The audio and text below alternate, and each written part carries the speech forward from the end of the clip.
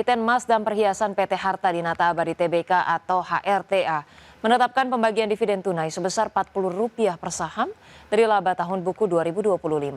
Keputusan ini diambil seiring dengan kinerja perseroan yang melonjak tajam dan mencatatkan rekor tertinggi sepanjang sejarah perusahaan. Dalam rapat umum pemegang saham tahunan, HRTA menyetujui pembagian dividen tunai sebesar Rp40 per saham. Dengan mengacu pada harga saham di kisaran Rp2.300 per lembar, dividen tersebut setara dengan yield sekitar 1,8% dan dividen payout ratio 18,83%. Kebijakan ini mencerminkan komitmen perseroan dalam memberikan nilai tambah kepada pemegang saham. Sepanjang 2025, HRTA membukukan pendapatan sebesar Rp44,55 triliun atau melonjak 144,39% dibandingkan tahun sebelumnya. Laba bersih perseroan juga meningkat 121,29% menjadi Rp978,49 miliar. Pencapaian tersebut menjadi rekor kinerja tertinggi yang pernah dicatatkan oleh perseroan. Pertumbuhan kinerja HRTA ditopang oleh kenaikan volume penjualan emas murni yang meningkat menjadi 7,83 ton pada kuartal pertama 2026. Selain itu, harga jual rata-rata produk emas juga naik lebih dari 71% secara tahunan. Bisnis grosir masih menjadi kontributor terbesar dengan porsi lebih dari 90% terhadap total pendapatan perseroan. Hingga kuartal pertama 2026, HRTA telah membukukan pendapatan Rp20,16 triliun atau tumbuh hampir 197% secara tahunan. Laba bersih juga melonjak 189% menjadi Rp433,49 miliar. Didukung jaringan distribusi yang terus bertumbuh dan permintaan emas yang masih kuat, perseroan optimistis dapat mempertahankan momentum pertumbuhan pada tahun ini. Berbagi sumber, IDX Channel. Pemirsa, emiten produsen air minum dalam kemasan PT Sariguna Prima Tirta Tbk atau Cleo optimistis mampu mempertahankan pertumbuhan kinerja sepanjang 2026 meski di tengah ketidakpastian ekonomi. Daya beli masyarakat yang masih terjaga menjadi salah satu faktor utama yang mendorong optimisme perseroan terhadap prospek bisnis tahun ini. Manajemen Cleo menilai daya beli masyarakat yang masih terjaga menjadi fondasi penting bagi pertumbuhan industri air minum dalam kemasan atau AMDK. Perseroan juga melihat industri AMDK nasional masih mencatat pertumbuhan konsisten di kisaran 5 hingga 8% per tahun. Kondisi tersebut membuat Cleo optimistis mampu mempertahankan tren penjualan positif sepanjang tahun ini. Pada kuartal pertama 2026, Cleo membukukan penjualan sebesar Rp774,4 miliar atau tumbuh 15,8% dibandingkan periode yang sama tahun lalu. Sementara itu, laba bersih konsolidasi mencapai Rp122,6 miliar atau meningkat 5,2% secara tahunan. Pertumbuhan tersebut didorong oleh kontribusi positif dari seluruh segmen bisnis perseroan. Untuk menjaga momentum pertumbuhan, Cleo terus melakukan ekspansi melalui peningkatan kapasitas produksi. Tahun ini perseroan menargetkan 3 pabrik baru di Palu, Pontianak, dan Pekanbaru mulai beroperasi secara bertahap. Kehadiran pabrik tersebut diharapkan memperluas jaringan distribusi sekaligus meningkatkan efisiensi operasional perusahaan. Selain menambah kapasitas produksi, Cleo juga terus melakukan inovasi produk untuk menjangkau pasar yang lebih luas. Perseroan menyiapkan peluncuran produk premium Cleo Platin Water atau Cleo Platin Sparkling Water yang menyasar segmen hotel, restoran, dan special outlet. Strategi diversifikasi produk ini diharapkan dapat memperkuat daya saing dan mendorong pertumbuhan penjualan ke depan. Berbagai sumber, IDX Channel. Pemirsa, emiten konstruksi plat merah PT Waskita Karya Tbk terus mengebut penyelesaian proyek LRT Jakarta fase 1B rute Velodrome Manggarai dengan capaian progres fisik menembus 93,07%. Proyek infrastruktur senilai Rp4,1 triliun ini kini resmi memasuki tahapan krusial lewat pelaksanaan uji coba sistem perkereta apian secara detail. Akselerasi pembangunan moda transportasi modern di kawasan metropolitan DKI Jakarta kini semakin mendekati tahap akhir penyelesaian. Berdasarkan laporan resminya, pihak Waskita Karya bersama PT Jakarta Propertindo atau Jakpro telah memulai rangkaian testing and commissioning. Uji coba lintasan perdana ini dilakukan sepanjang 3,6 km yang menghubungkan stasiun Velodrome hingga kawasan stasiun Pramuka. Direktur Utama Jakpro Iwan Takwin menegaskan bahwa tahapan pengetesan komprehensif ini wajib dipersiapkan secara matang guna menguji integrasi persinyalan, kelistrikan, hingga sistem komunikasi kereta sebelum dioperasikan secara komersial. Pelaksanaan mega proyek di tengah jantung ibu kota ini diakui menghadapkan tim insinyur domestik pada tantangan ruang kerja yang sangat terbatas. Direktur Operasi 2 Waskita Karya Paulus Budi Kartiko menjelaskan bahwa manajemen menerapkan inovasi keselamatan ketat guna mengelola kendala kepadatan lalu lintas jalan raya. Salah satu pembuktian keandalan teknik konstruksi tersebut dilakukan saat membangun struktur layang di atas jalur aktif Jalan Tol Wiyoto Wiono.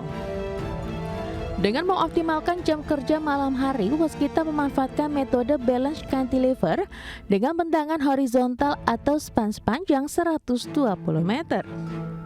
Penerapan sistem manajemen pengamanan serta survei monitoring berkala setiap hari tersebut pada akhirnya berhasil membuahkan hasil membanggakan berupa capaian zero accident. Dalam perkembangan terbaru lapangan, hasil uji coba perjalanan kereta atau train run dilaporkan mampu melaju dengan lancar menggunakan pasokan daya listrik penuh. Keberhasilan interkoneksi ini sekaligus menandai kemajuan arsitektur infrastruktur Indonesia yang mampu meramu mode transportasi massal berdampingan dengan jalur logistik existing. Manajemen Waskita optimistis kehadiran LRT Jakarta fase 1B akan memperkuat konektivitas antar wilayah sekaligus mendorong peralihan massal masyarakat ke transportasi publik. Berbagai sumber, IDX Channel.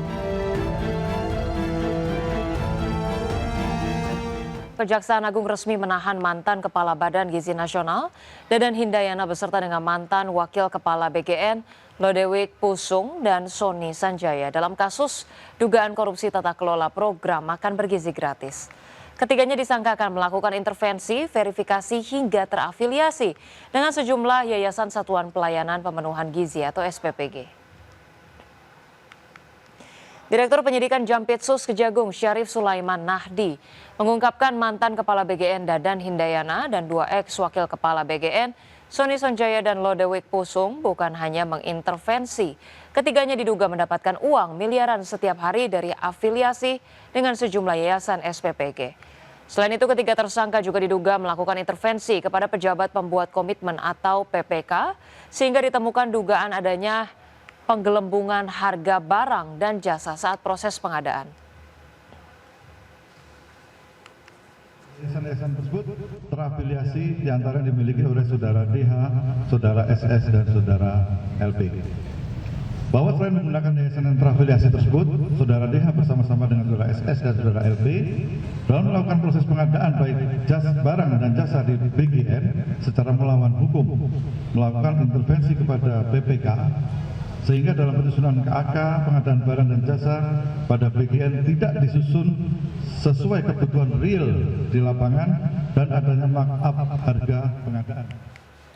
Pemirsa, terkait dengan penetapan tersangka mantan Kepala Badan Gizi Nasional Dadan Hindayana beserta dengan dua mantan Wakil Kepala BGN dalam kasus dugaan korupsi tata kelola program MBG, Menteri Hukum Supratman Andi Aktas mengatakan bahwa Presiden Prabowo Subianto telah berkali-kali mengingatkan pada para pejabat untuk tidak melakukan praktik curang. Supratman menegaskan pemerintah menghormati dan menyerahkan sepenuhnya penanganan perkara tersebut kepada aparat penegak hukum. Meski demikian, Supratman mengingatkan semua pihak agar asas praduga tak bersalah dalam penanganan perkara korupsi atau dugaan korupsi tata kelola MBG tersebut tetap diutamakan. Prinsipnya kan kita negara hukum ya, jadi Presiden sudah berkali-kali mengingatkan jangan melakukan hal-hal yang tidak, dan kita sekarang kan masih proses praduga tak bersalah. Kita serahkan kepada mekanismenya. Ya. Pemirsa, Presiden Prabowo memberikan peringatan keras kepada para mitra program makan bergizi gratis untuk tidak melakukan penyelewengan dan korupsi. Prabowo memastikan akan menindak tegas para mitra MBG yang membandel dan minta BPKP, PPATK, KPK, dan Kejaksaan Agung untuk memperkuat pengawasan dan menindak setiap penyimpangan dalam pelaksanaan program MBG. Mitra yang yakin dia mitra yang baik, angkat tangan.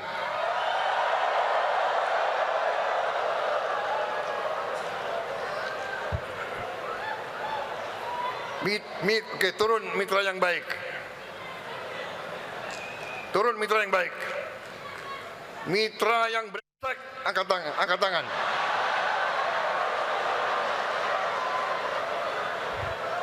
Mitra yang brengsek, angkat tangan.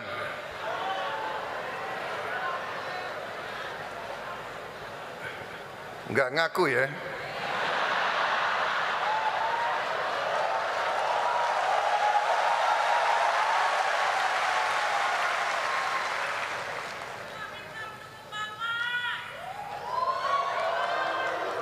Saudara-saudara, kalaupun saudara mitra yang baik tapi tidak mau ngaku, saya beri kesempatan, kembalilah ke jalan yang benar.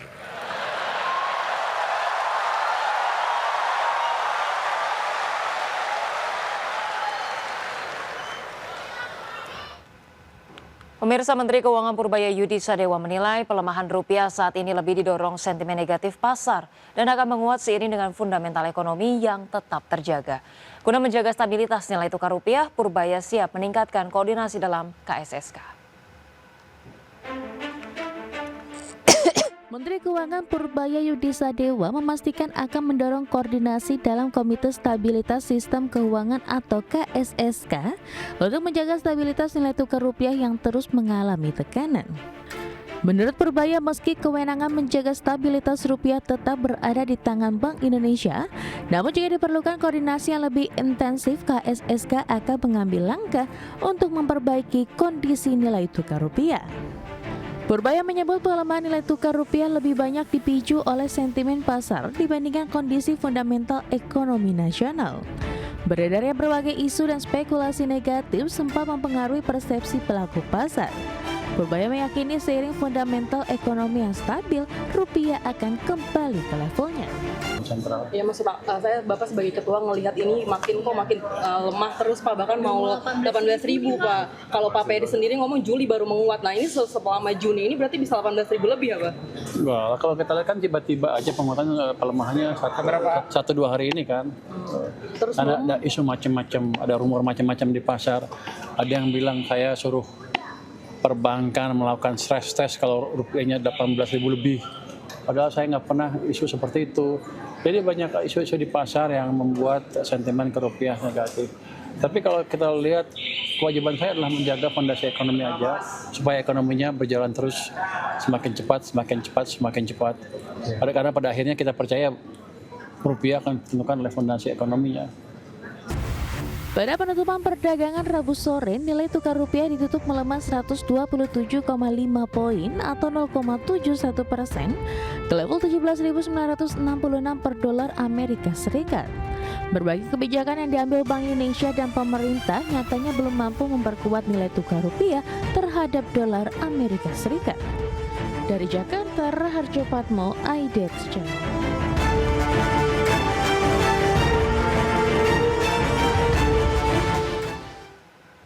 Pemirsa, nilai tukar rupiah terhadap dolar Amerika Serikat kembali tertekan 0,27% hingga menembus Rp18.015 per dolar Amerika Serikat pada perdagangan Kamis pagi. Posisi tersebut menjadi salah satu level terlemah rupiah dalam beberapa waktu terakhir, sekaligus menandai rupiah ke ambang psikologis baru 18.000 per dolar Amerika Serikat. Sejumlah kalangan menilai pelemahan nilai tukar rupiah ini mencerminkan kuatnya tekanan eksternal di tengah meningkatnya ketidakpastian global, ditambah sentimen domestik yang masih kurang kondusif. Selain itu, sejumlah data ekonomi Amerika yang dirilis lebih baik dari perkiraan pasar turut memperkuat mata uang negeri Paman Sam.